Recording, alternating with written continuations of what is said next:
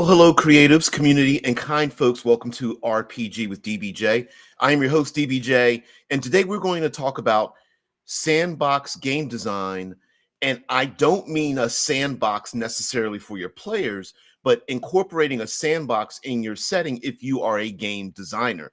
And I want to this talk is going to be more generalized if you yourself have game design features, or you are designing a game, you are attempting to write something, whether you want to do it just for your player characters, your players for their characters, or you really want to be a paid game designer. And I want to talk openly about the design notes in terms of designing games, and my slight, very tiny little bit of a game designer career, if you want to call it that. So I'm very much a small gear in a large machine of the tabletop gaming industry. Very, very small.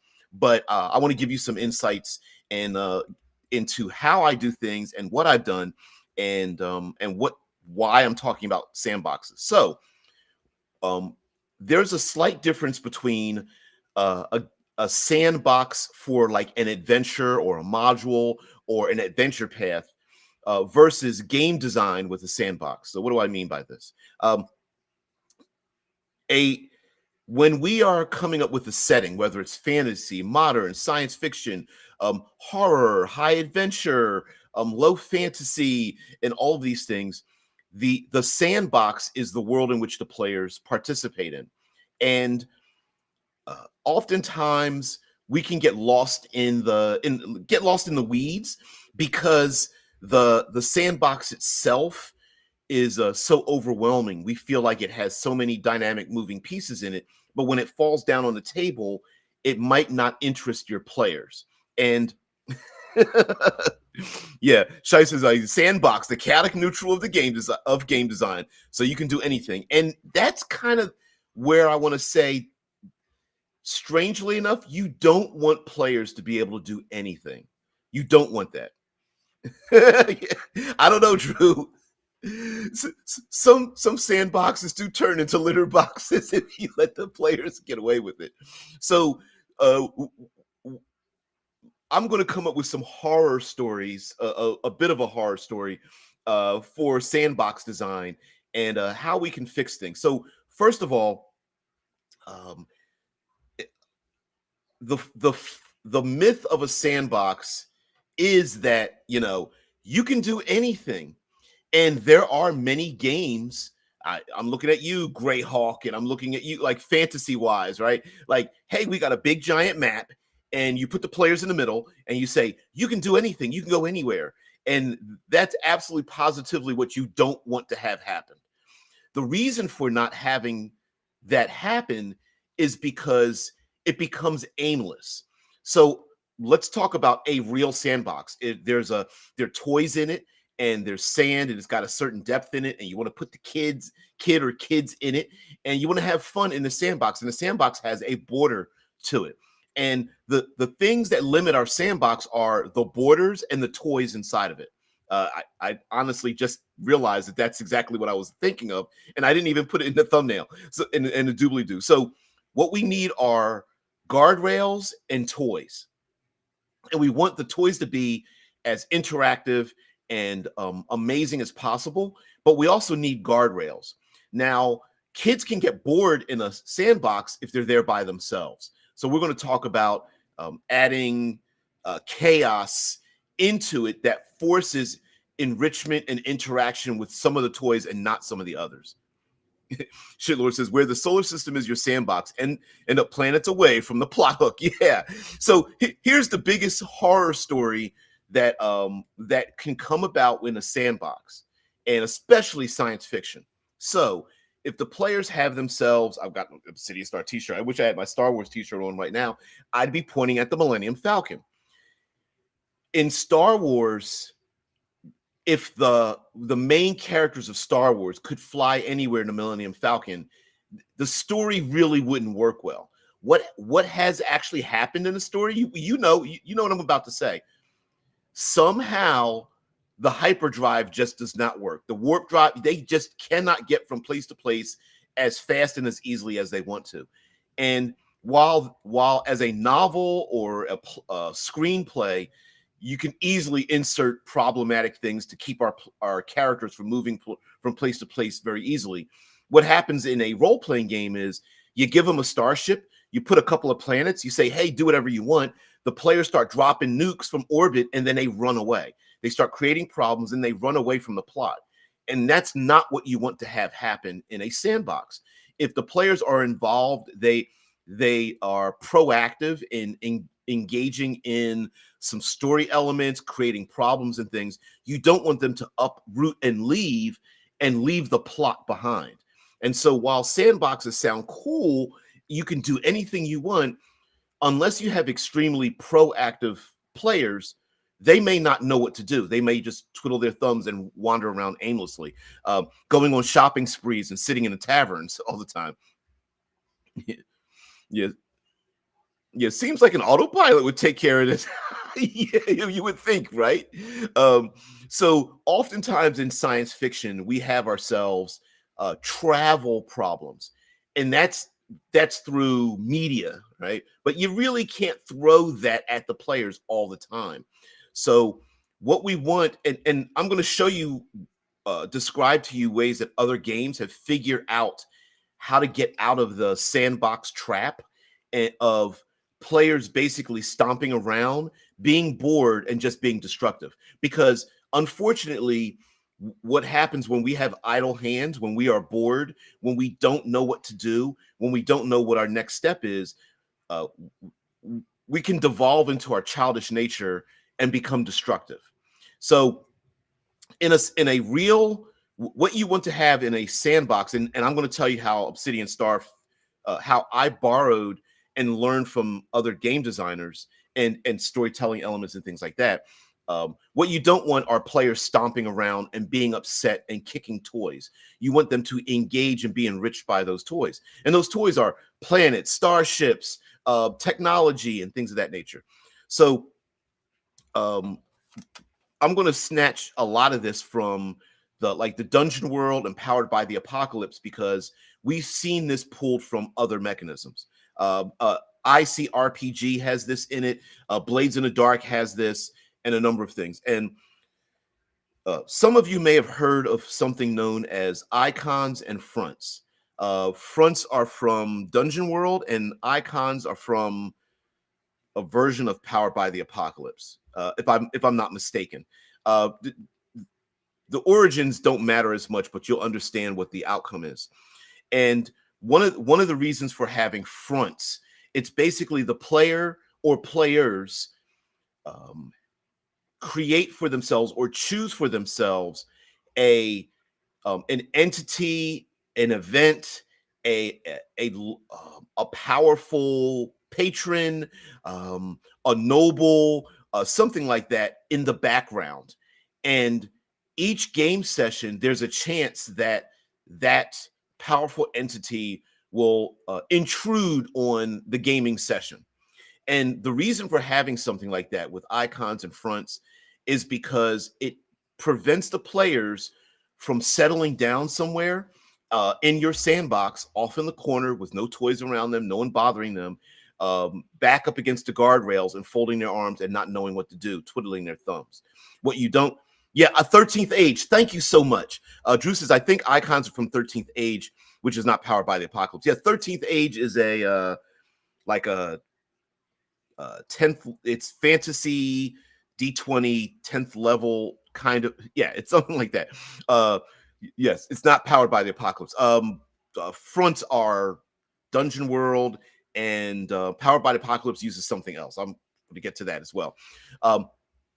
But taken from that as twisted by Blades in the Dark, Blades in the Dark has clocks.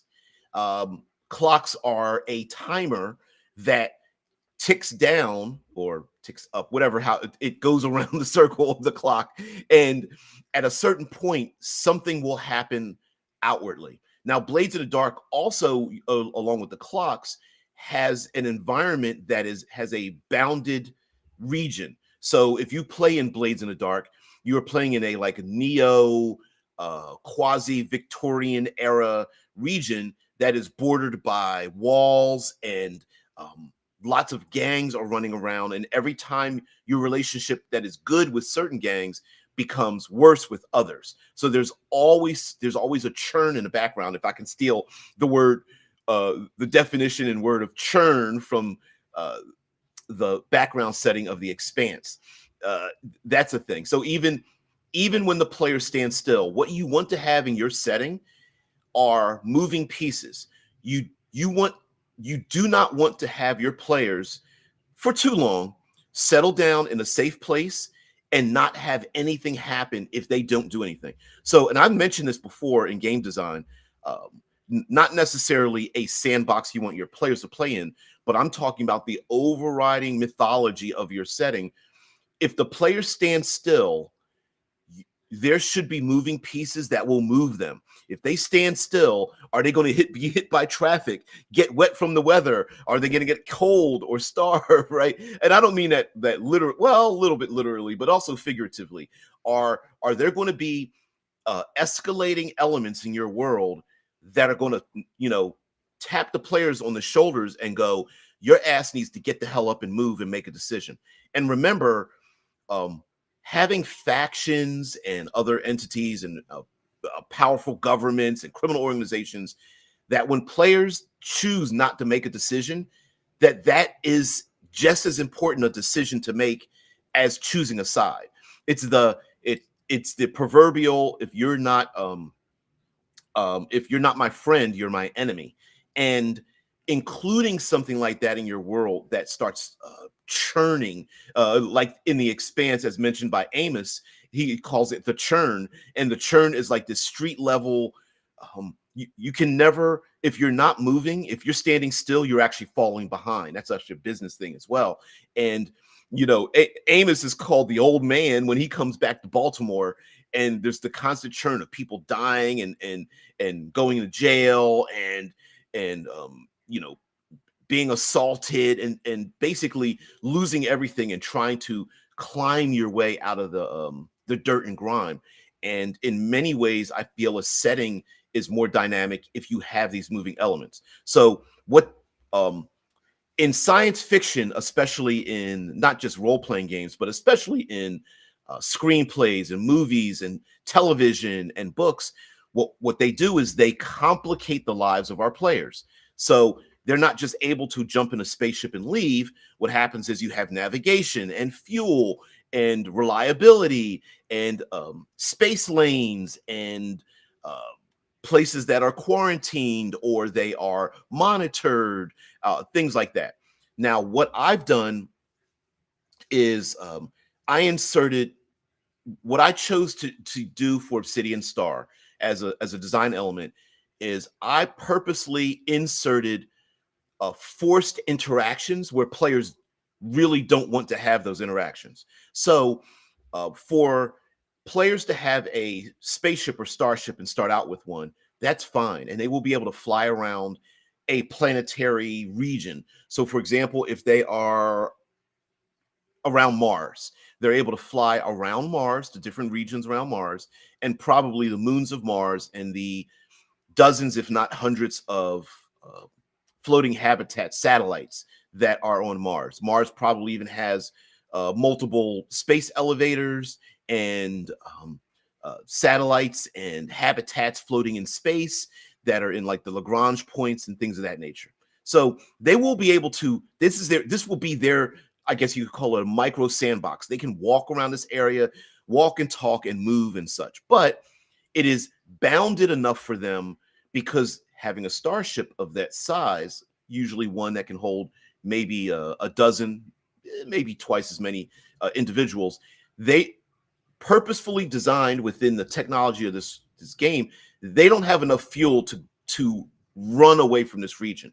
So any kind of danger or chaos or destruction, criminality or what have you that happens in this location, they're going to be stuck with the consequences. Now they may be able to hide and run for a limited amount of time. You don't want to stop your players from behaving badly, but you do want to be able to insert consequences to those bad behaviors. And that is a limiting factor, which is where I came up with the 6 shooters. Well, this is also, I also wanted to have something different when it came to space travel. But in Obsidian Star, science fiction, this post-human science fiction, players are forced to interact with outside elements to move around the sandbox. If they want to go to Saturn or Jupiter or Terra or Luna or Mercury, they're going to have to basically get passage to get there. Now, eventually, the players are going to want to move up and go, hey, we sure would like to have our own 6-shooter and be able to fly from place to place, which comes with role-playing in the game. So now they need passage to get from A to B. So they book passage, they get their small ship attached to a larger ship, and they fly there. But wait a minute.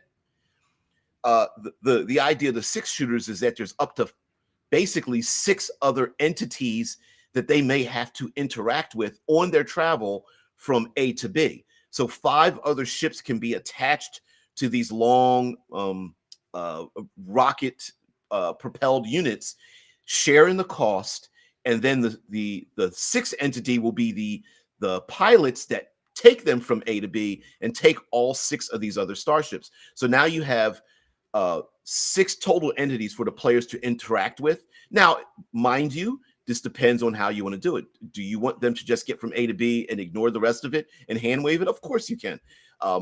Could there be no interaction at all? Maybe the players are being towed along with like a lot of goods and services and things like that. Yeah, of course.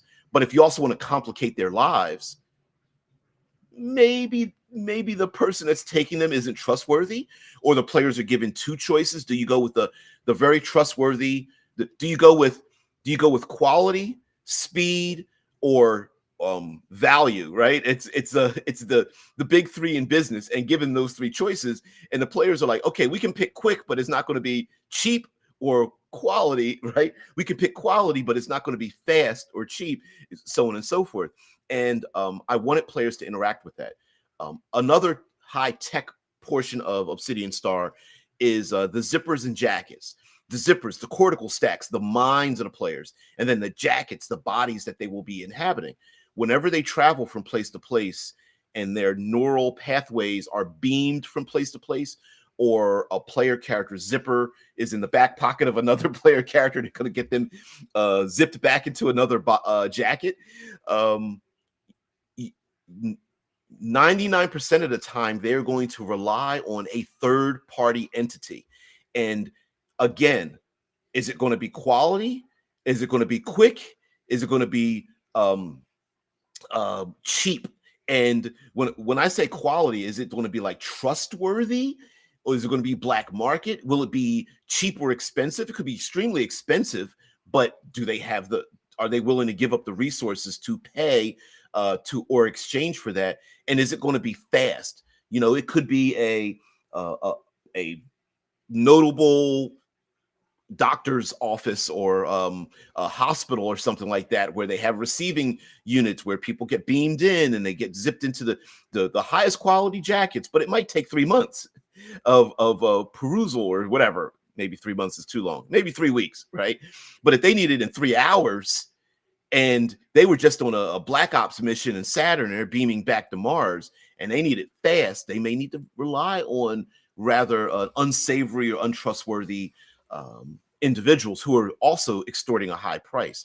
So when players are zipped into their jackets, they need to rely on not only where they're coming from to get them out of there, but when they arrive, are they going to get what they want? Will the players literally wake up in the body that they desired, or the body that they ordered, or the body that they are expecting?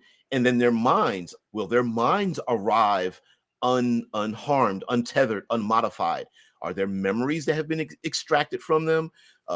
Things of that nature. So So another aspect of creating a sandbox for game design are having interesting toys to play with. And I don't mean literal toys, although in science fiction there's a lot of toys to play with, but we also want to have places to go for the players to purposefully cause chaos and be willing to accept that they will cause chaos. I joke about the players leaving and nuking things from orbit, but maybe having locations, regions in your science fiction world where the players may, that uh, that may be the desired outcome, is to nuke the place from orbit, right? Because we don't want to create places that we hold on too tightly. Being a game designer and creating worlds for our players to be in, we aren't architects. We are we are the set designers, right? If I can use motion pictures, right? We are not designing buildings to last forever. We are designing cardboard and paper mache and plastics and things like that. We're designing these things to be burned and destroyed on camera.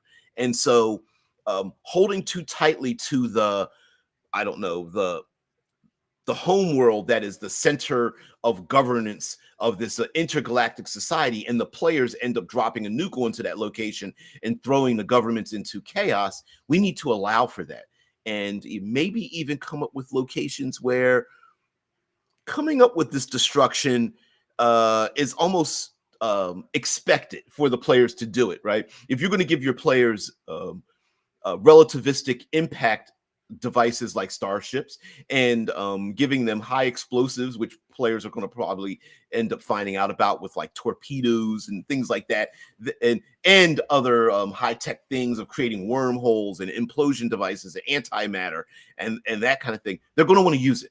You give a PC a grenade, they're going to want to pull the pin and throw it at some point. And so giving them locations to do that, whether it's like backworld locations, abandoned habitats, deserted moonlets,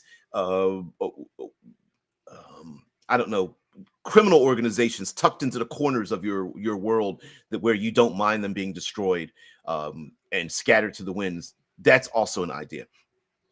I think there's a mythology about sandboxes in terms of role-playing games in which we just basically open up a giant map, put the players in the middle, and say, do whatever you want.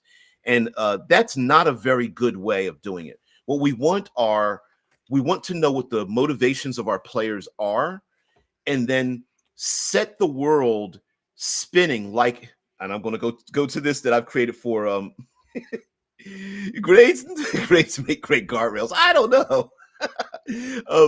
But like looking at one of those mechanical orbit things where you see the sun in the middle and the planets slowly ticking around, you want your world to begin moving even if the players are not moving. So you absolutely positively need machinations happening in the background, and having those things begin moving and moving and moving, and have them impact the players. If they don't get off the railroad tracks, the railroad's going to move them. Well, maybe we might talk about railroads tomorrow. I don't know. But you want those things. So in fantasy, if there's been a plot to assassinate the nobility, have that plot happen, and have their patron, who is a very rich and influential, lose all their money or get arrested or be assassinated. Have the overgrown countryside at one point a bolt of lightning comes out the sky, catches fire, and there's forest fires burning the entire thing. Have things disrupt your own world in the background that tells the players, whoa, we traveled from A to B. Now to get back home, it's going to be far more dangerous. We had some kind of nav pass to slingshot our way around the sun and get to this place in Jupiter. But now to leave, it's more the patron that we asked that got us here. We don't have any contact with them. Foreshadowing is also a great thing to do. Lots of foreshadowing, whether that foreshadowing is weather events. I love weather events. Whether that foreshadowing is a political upheaval. Maybe it's a political season like we're going on in our real world, and business and socially things happen where people prepare for the changing of the guard. Maybe there's a massive corporation that has exploiting some kind of resource, uncovered a brand new resource, a changing of the guard in that corporation. Maybe the corporation gets legally gets split in half because of a monopoly. Maybe that corporation starts taking over more by buying, selling, trading, destroying, firing lots of people, so on and so forth. Having things in the background that are moving. ICRPG does this, even taking the whole idea of a timer and shrinking it down to combat rounds. Roll a d4, and in one to 4 rounds, something is going to happen. So one of the design mechanisms I'm including in Obsidian Star is the idea of the orbit. And the orbit, like a clock, is this moving element, story element that begins slowly, goes around the sun, and then eventually comes back and impacts the player character. And as a matter of fact, this will literally be on the character sheet.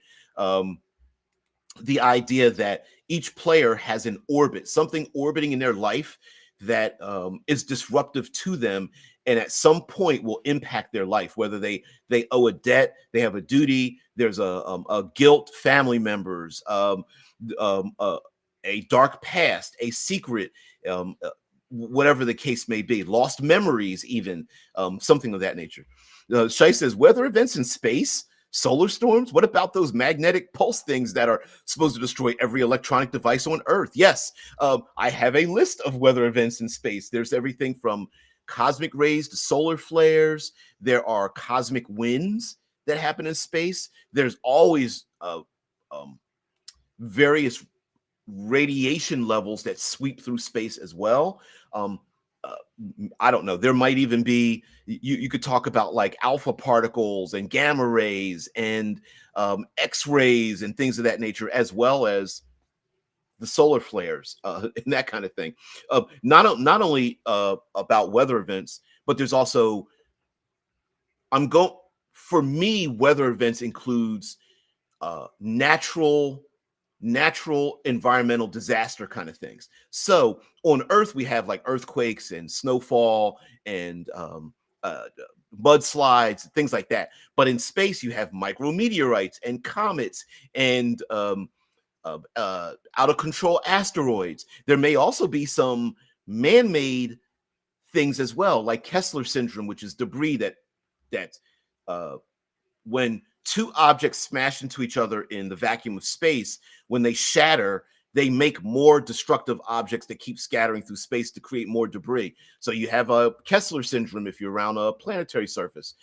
There's also the idea of things that are out of control. Starships that are ran out of fuel, but they're under constant acceleration. There are ice wranglers that might be hauling a comet somewhere, and they have some kinds of trouble. There could be piracy as well. Of course, those empty space habitats and starships that are floating in space, and people need help, and beacons, things, cargo being shipped from one place to another, other entities doing black ops where they are trying to hide under the radar, literally and figuratively. So yeah. Shitlord says cosmic rays. So you can catch space cancer and need to find a space doctor. That could be a good guardrail. Yeah, exactly. And we've talked about this, about the guardrail of starship engines. So I mentioned before, navigation. How long does it take to plan a navigation from one place to another? Is it the pushing of a button? Is it getting in your ship and just turning the key and hitting the accelerator? Or navigating from planet to planet, does that require more intricacy and therefore limitations? Fuel. How much fuel do you burn to get from A to B? Do you have enough fuel to get there? If you have enough fuel to get there, do you need to then top off to get back home? How about being recognized from going from place to place? Is your starship engine does it leave a signature that others can track? For example, like here on Earth, the sounds of submarines can be detected to the point that we know which governments own which submarines where. And so being able to track like the background radiation and the sounds and the evidence of which ships are going where is also an issue. When it comes to piloting starships, of course, there's also the idea of how fast can you go, and how, like, can you just fly in a straight line to get to where you need to go, or do you have to slingshot or worry about gravity? How much other how many other entities are going to be in between where you need to go, where you are, and where you need to go? Do you have to maneuver around the space lanes? Is it dangerous to go outside the elliptic, or is it just very easy to fly outside of it and fly in a big arc and avoid everything and come back down? What about the expectation of where you're going? Is it a imperial government that monitors any and all things out in space, which, by the way, in Obsidian Star they do, or is it a fact that you could just fly to a planet and land anywhere you want, and no one knows who and what you are or whatever? So there are many things that can happen. Also, reliability has a lot to do with starship engines. Like, can you reliably fly once, and then each time you go under constant acceleration, does it start to break down? Does it need to be um do engines need to be overhauled every time you start using them, or the more you start using them? And is that single digit uses, or are we talking are we talking uses in which they are double digits, triple digits, like something that it's far on the horizon? Maybe when the players find an abandoned ship, but it will never impact their life. Or again, it's a single digit. Does it go 1, 2, 3, 4, 5, and you're rolling a D12, and you like, I better roll under that number, or else our ship might just start rattling itself apart. Also, what kind of tools can fix ships in the first place? Can you just get a cosmic spanner or something and pull out of a chest and fix it yourself? Or do you need to go to a dry dock to have something fixed? Also, one part of Obsidian Star is the idea of shared value. So, like a timeshare, I thought it would be interesting for starships to have bits and pieces of them that are rented from other people in other places, so that it's not just one ship and one ship. It's more like building blocks. So, for example, the idea of players being able to travel from planet to planet, they need to, requisition space on a 6-shooter. And the idea, the business model of the 6-shooter is, we can't afford to buy the fuel or acquire the fuel or the resources necessary to get the fuel ourselves. But if the 6 of you people out there come with us, then together we can travel from place to place. And therein lies the rub, because there might be some people who might want to extort or bribe or threaten or embarrass various individuals for maybe not being able to afford it, or taking their resources, or uh, holding someone's resources to it for in a threatening manner to exchange for something else that they want. And so, like, I don't know, you could strap, I don't know, a few tons of platinum. I guess if you could ever find an asteroid, it's very very valuable in resources, and maybe an ice hauler or someone in the asteroid belt or whatever finds this big chunk of platinum that's very expensive, but they can't um, they can't they don't have the infrastructure to use it as ore. They have the raw material, but they can't process it. So they need to take it to a place to process it. That third entity, hey, I can take your chunk of platinum to another place to process it, but you owe me to do that kind of thing. And then a fourth entity could come into this and goes, wait a minute, they found platinum. This other place is processing it. This third entity is going to take it from A to B.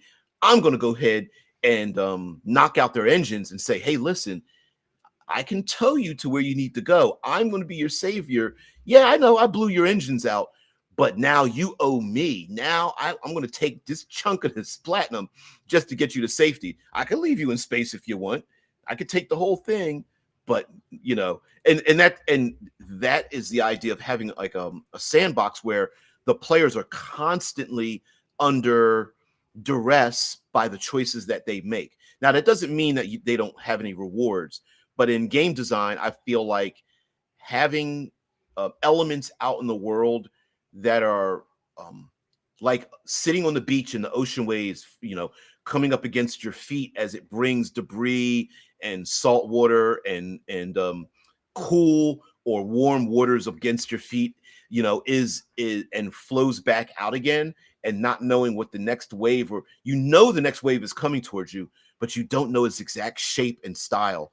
And I feel like in game design, when we're designing settings, that we need to understand that the settings are they're meant to be the toys of the player characters. Yeah, Shai says preventing the PCs from going on a never-ending treasure hunt, harvesting asteroids might be important here. Exactly. So for example, the just as the player characters are going to want to, okay, let's bring up this idea, right? In fantasy, how many times have players wanted to open up their own tavern? And you're like, wait a minute, this game is about slaying dragons and fighting undead and stuff. And you're like, I want to stay home and like open up a tavern. Unfortunately, that means that there's either too many choices or there's not enough interesting things for the players to do. And they want to become sedentary. And it's like, this game is called, this fantasy game is some D20 version of fantasy, right? It's not called start a business, you know. And so threatening what the players want is always a good thing. For example, if the players want to become asteroid miners, well, there's always going to be some entity out there that's going to be like, well, we want to mine asteroids as well. And who, like the gold rush or oil rush here in settling United States, or the expansion of the rail, there's always going to be someone else somewhere out there that's like, I want the exact same thing and I'm willing to do anything to get it. And if that means hurting you, whatever, right?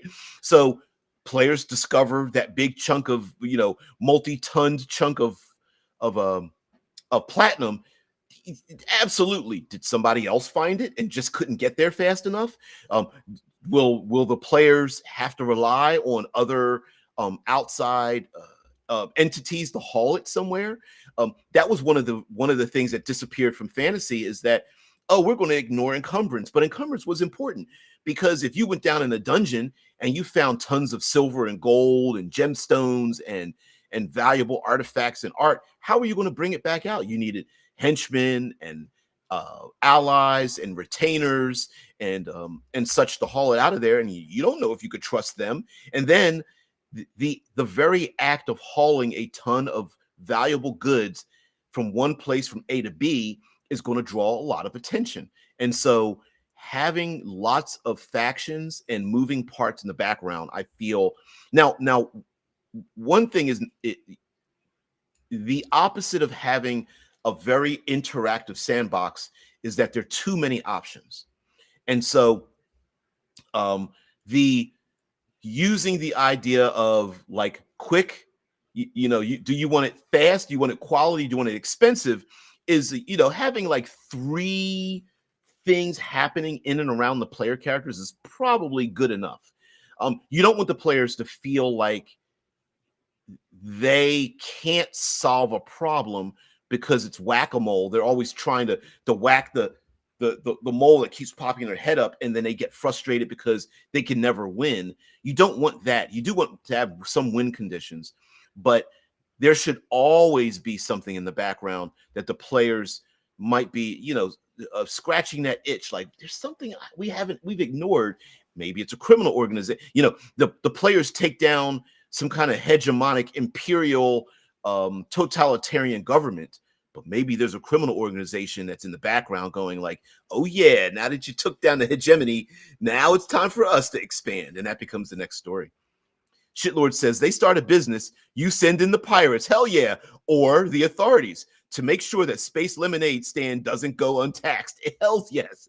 Yeah. I mean, how many players have like blown a gasket from just being told, no, you got to pay taxes on that. They're like, we took this treasure out of the crypt. Oh no, we're fine with you taking the treasure out and you keep the magic items, but you owe taxes on that stuff. Players will go fucking berserk if you charge them taxes on something, more so than even pirates, right? Like thieves and piracy, they're like, yeah, we get it. I mean, we don't like it, but we get it. But you start about like authoritarian tax brackets, and it's like, no, you guys owe 3.8% taxes on your treasure. F you mothers, right? And that, how fun is that? You know, maybe the players run away from that business they think they had, or how do they leave it behind, and who do they trust it with? So I'm using uh, essentially the unreliable narrator mechanism, in the sense of, hey, players are going to want to do some badass things, and that's fine. But on the periphery, there are going to be elements that they might not trust, or at least if they are predictable entities, they may not like how predictable those entities can be. A civilized government that charges taxes, that's not surprising, and that's not necessarily, they may not even be cruel or totalitarian. This could just be, hey, listen, this is a small tax that we pay to have, I don't know, our version of like a Vanguardian ship that protects the spaceways, and this pays for the safety of your business. And the PCs are like, oh, we don't want to pay this, and we want to get our money back, but yeah, maybe we should pay them, and they are reliable and they are trustworthy, so but it's going to cost us to keep that platinum, et cetera, et cetera. Shai says, speaking of authorities, there's no single overarching government of the solar system, Obsidian, right? No, there isn't. The governments are all fractured into sectors of space, right? Exactly. And now that doesn't mean that it is so chaotic that they can't trust what happens. For example, I'll give you an example. My idea of Martian government, is that it is I'm going to call it a triumvirate of factions that all work together to make a government. So I mentioned before, like, Mars is a red, gold, and green soup. So the golds on Mars are the corporations. They are the ones who are extracting resources on Mars. They're doing the mining. They're looking for aquifers. It is all the corporate bullshit you can ever think of, and that's on Mars. Those are the golds. The greens are the terraformers. The greens are the ones that want to take the deep crevices, the impact points from the craters, and turn them green. They want to have breathable air and spread fungal, bacterial things to turn the soil into something that can grow foliage. They are genetically creating animals that live and breathe on Mars. Now, they're fighting for terraforming Mars to turn Mars green. And then there's the Reds, the Nomads, the Reds that are like, leave Mars the way it is. And those three entities are collectively in a government that gets choices. Now, does that mean that the player characters are like, oh, this is regular? Like, will one form take over another? Sure. Over time, sure, absolutely. Earth is another example. Terra. I brought up the idea of paper nations. Paper nations. The analogy of paper nations is that paper is a function of something in the past that is useless and doesn't really apply in the future any longer. Paper is formed from trees. There are no trees floating in space. Paper is very disposable. Paper can be crumpled up and caught on fire. Paper turns yellow and rots away. And Shitlord's like, yeah, but the Greens are secret fascists, just like in real life, right? So are all the other ones. So are the Golds and the Reds too, right? Like, they're everyone thinks that they should tell. Let's not be naive that everyone thinks they should tell everybody else how they should live. And that's exactly how these governments work, right? And so these paper nations, could they flex their flex their muscle and start to gain some form of power or something, of course. And that's where the orbits idea comes from. So the players have a visual or mechanical numerical value to look at to know, okay, this thing this is a 6 count orbit where the paper nation, one of the paper nations of old Earth, is going to rise up. It's currently in its 2 count. We can actually ignore that for a little bit while we deal with this other thing. And so yeah. Knowing that there are moving parts in the background of the world, and the player characters can take either advantage of it or avoid it or be impacted by it, I think is a great thing. And I think sometimes we as game designers, we wrap ourselves in the warm embrace of our own ingenuity, and we forget we become architects. We want to make a stable um, building that lasts for eternity with all the pillars involved. We start using very real world elements to build these things, and we get upset when the players start pulling the Jenga blocks out, right? We start getting upset when they start setting fire to the foundation. We get upset when they start having when they act like rock stars and start having debauchery and expensive parties destroying the floor of the condo or hotel that we rented out to them. And we need to understand that no, this is actually a bouncy house, right? The players are there to bounce around and have fun, and we should design it in such a way. We shouldn't be designing criminal organizations that cannot be taken down, or imperial governments that should not be confronted, or secret organizations that cannot be revealed to the public. We should be creating these toys in our sandboxes. And so fronts and icons and orbits and clocks and all of these mechanisms that have been floating around in the tabletop role-playing game design sphere exist for that reason. They exist for the purpose of, hey, here's trouble, and if you don't outrun your trouble will impact you. Now, mind you, that trouble doesn't need to be lethal. For example, a player might have a unrequited love, and there's someone that maybe they were supposed to be married to someone, or they are running away from a romantic interest. We don't usually put a lot of romance in our role-playing games, but this may be one of those issues. Maybe there's some kind of guilt. Maybe the players went on to become very successful, or they ran away from a problem and that problem starts coming back at them. Maybe the players have a duty to an individual or more that's important in their life. I'm looking at you, Peter Parker and Spider-Man, who has always been devoted to Aunt May and his girlfriend, Mary Jane. Wow. It's the Aunt Mayism of game design.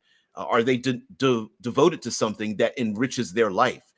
Blades in the Dark does a very unique way of incorporating.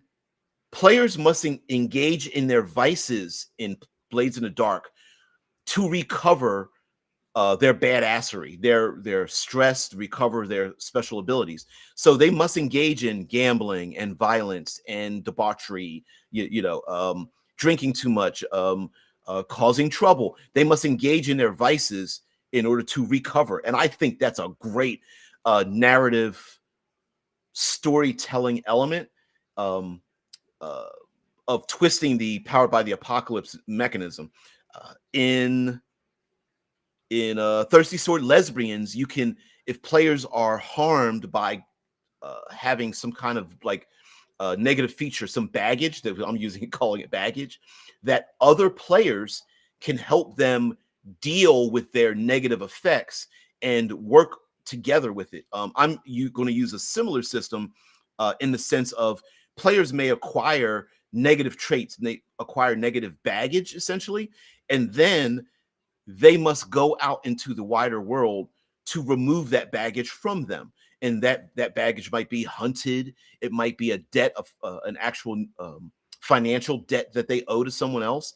It could be the literal, player being hunted by the ninja squad that's trying to kill them. That's a pretty easy thing to go to, right? Where eventually tick tick tick tick tick, okay, they're going to arrive and they're going to try to kill you. Maybe a player has escaped from a criminal organization, and they no longer, they're the classic old school Italian mob, Japanese yakuza or something like that, triad or whatever, and they're like, I'm going to be my own person, and the organization's like, no, you're not. You there's only one way for you to leave this gang, and it's blood in, blood out, right? Something like that, being hunted down. Players might be recruited to something. They hey, you're from our faction, you must come back to the hold. You represent us. And the player's like, I don't represent you. I'm my own person. But maybe society doesn't think that as well. Maybe players' behavior follows them, their reputation, or social networking. Just like in real life, we do have social networks, which I'm not on very much, except for this platform. But people are rise and fall based on their reputation within their social networks. Maybe someone claims to be truthful or loyal or honest or faithful or devoted to a social network of sorts, and then people find out that they've been used or they're lying or whatever. That is also important. So to end this talk or whatever and let you guys go, because I take too much of your time. I go well past the hour mark. The design note that I'm using and some of the reasons why there are mechanisms in the game, traveling from place to place using 6-shooters, the idea that there are many resources out there that other and I'm using the word entity, but other factions are trying to acquire. Maybe factions are probably a better word for that. The idea that players need to use third-party entities to go from A to B and B to A, where they are beaming their minds, or they need the body to go into, or they're traveling on a starship. The idea of 3D printing, the idea of using, what did we come up with? Fabricators, assemblers, Mark V assembler printer system that produces things, and when players take their blueprints and when they want to use their blueprints to print out their badass guns and armor and things, maybe it's a little bit of difficulty, and I want to use that to complicate the lives of the players. And mind you, you can even hand wave a lot of these things and still make it dynamic. For example, the players need to leave from Luna, and they're going to a moon on Saturn, and when they arrive in the jackets, their physical bodies, and their badass equipment, and you just go hand wave it. You go, this is the first 30 seconds of your game. There's 30 seconds. It's the first 30 seconds of your game session, and you say, all right, guys, you've just arrived on a moon orbiting Saturn. You are hiding in cargo area 42 in this moon area, and you've arrived. You're in a shadow ops or thing. When you arrived, you were zipped into your jackets. Your equipment was waiting there for you and everything, but you still want to add this dynamism in your game. So how did they get there? Who was their sponsor? How is it that no one knew that they arrived? Are they in physical bodies, jackets that belong to other people? The equipment that they have, is it being traced on this moon that they have these high-tech weapons? If they're not, who was the one that spoofed the system, or how was the system spoofed? Is the government on the moon saying, listen, I need you guys to do this for us? And is there a government official or other faction on the government that is breaking all the rules to allow the players to even arrive there in this first 30-second opening of your game? So you can still add in these features. If you want the players to get in the starship and go from A to B, sure, just hand wave it, but then say, oh, remember, you arrive, and the captain of the ship says, remember, we burned a lot of fuel. We burned 7 fuel capsules for you.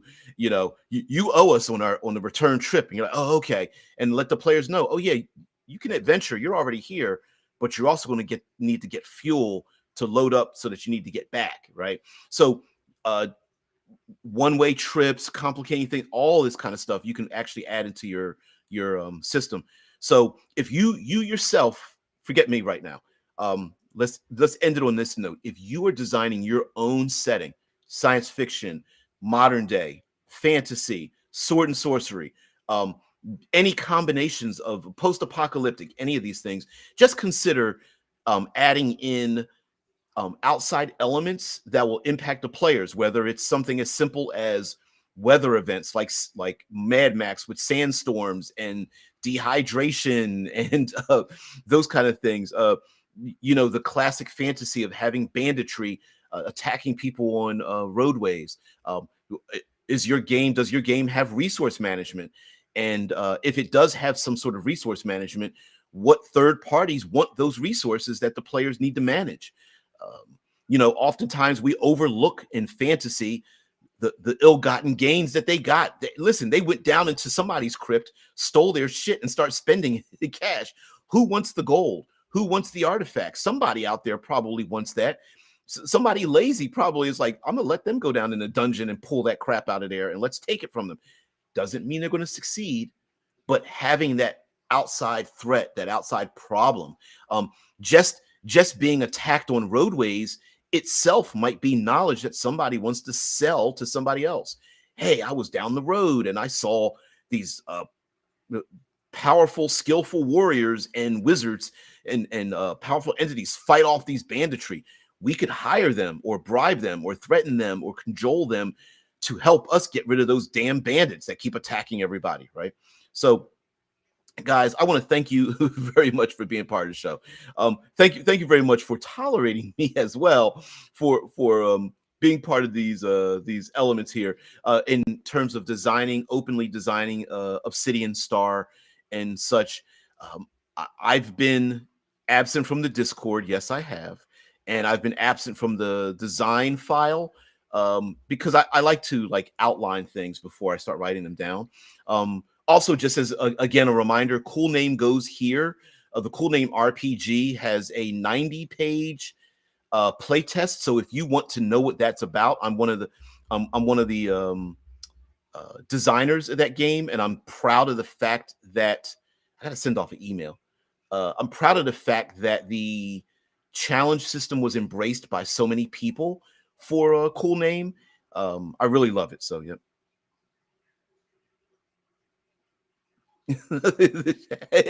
Powerful warriors and wizards, they do not talk about me. I have nothing in this jacket to me. Yeah. Yep. Don't have anything but this jacket I'm wearing, which is pretty pretty ironic, a little ridiculous when I start talking about zippers and jackets. But it makes sense though, right? Like I wanted to get away from cortical stacks and morphs because that terminology has been used in Eclipse Phase and even Altered Carbon. I was like, I need something different. And I like the idea of zippers and jackets and weavers and tailors and threads and things like that. Just slang terms. I don't know. Maybe I'm overdoing it a little bit with that, but I feel like if I feel like something takes on a life of its own, I usually embrace it. So guys, thank you very much for being part of the show. I really appreciate it. Thank you very much. I will see thee tomorrow. Maybe we'll talk about railroads tomorrow and a little bit of the railroading, like the starship that always fails with the hyperdrive or something like that. Maybe we'll talk about those kind of rails in the sandbox. But guys, thank you very much for being part of the show. Thank you. Your time is always very valuable here. I really appreciate your presence. But since you're spending so much of that time, I hope with your tabletop role-playing experience and game design, you can make some change. Guys, have a great one. I'll see you later. Peace and tranquility.